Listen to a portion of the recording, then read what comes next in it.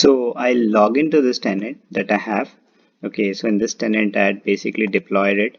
So I had created like an application, deployed it, and in Duplo, I created the load balancer. Okay, so for example, I basically choose like simple things like I basically said the app runs on port 80. I want to expose it on 443. It needs to be public and some just basic bunch health check and then a certificate for termination. So these basic things basically I did it in Duplo, and what Duplo did is that behind the scenes it went and programmed it and everything. Now what I want to do is that I basically me as a user I want to make some custom changes to my load balancer basically. So in this particular case, what would happen is that I would come over here and then I would basically click on this AWS console button. So what you would, okay, let me log out. So what you would do is that now you click on the AWS console button, and effectively what Duplo does is that it dynamically creates an access for you into the AWS. And if you see, the access is named after the tenant. This is a just-in-time access. It gives you specifically access to your load balancer that you were operating on within your tenant. I mean, you can't get into other people's load balancer. And then over here, now I can make custom changes within my load balancer, because being a tenant, I own the completeness of the resources of my tenant.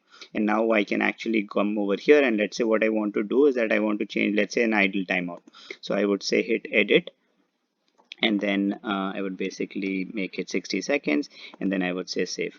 So you basically see that how a lot of these custom changes and stuff, if I understand, I can go and do it over here.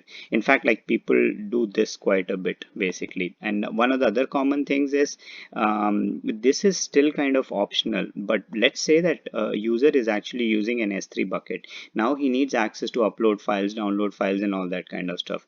Now within the tenant, he has his S3 bucket. He can come over here and he can click on this console button.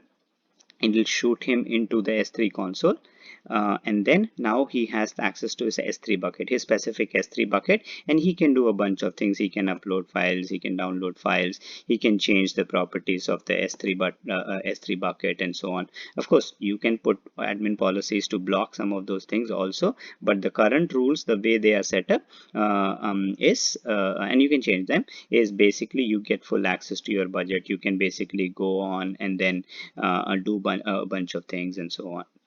But primarily, I think the way the rules are set up is that we basically let him just do the files and stuff. We don't, but you can like make those changes and stuff. But that is the key thing that I wanted to basically showcase, which is basically you can create the resources over here, but the customizations you can directly go and do it in AWS.